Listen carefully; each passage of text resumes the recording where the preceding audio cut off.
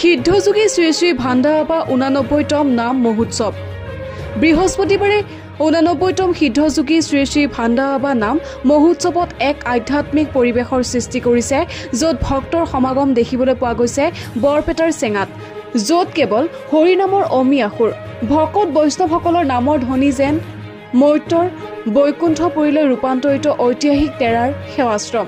বিশেষ কাৰ্যসূচীসমূহ হৈছে ৰাতিপুৱা 7 বজাত প্ৰভাত ফেৰী, ৰাতিপুৱা 10 বজাত ভাগৱত পাঠ আৰু ধৰ্মালোচনা সভা, সন্ধিয়া 5 বজাত বন্তি প্ৰজ্বলক শ্ৰীযুত মৃদুল শৰ্মা, আবেলি 5 বজাত শ্ৰী গোপাল কৃষ্ণ মিলিজুলি নাগাৰা নাম দলৰ দ্বাৰা নাম পৰিৱেশন, পথিকা নন্দিতা নাথ, 6 বজাত বীৰ চিলাৰাই নাম দলৰ দ্বাৰা বীৰ নাম পৰিৱেশন, পাঠক গোপীনাথ ৰয়, সন্ধিয়া 8 বজাত ত্ৰিশূল আঞ্চলিক নাগাৰা নাম দলৰ দ্বাৰা নাম পৰিৱেশন, পাঠক পাৰ্থপ্ৰতিম তালুকদাৰ, 9 বজাত বাঘেশ্বৰী নাগাৰা নাম দলৰ দ্বাৰা নাম পৰিৱেশন, পাঠক উৎপল সাগৰ।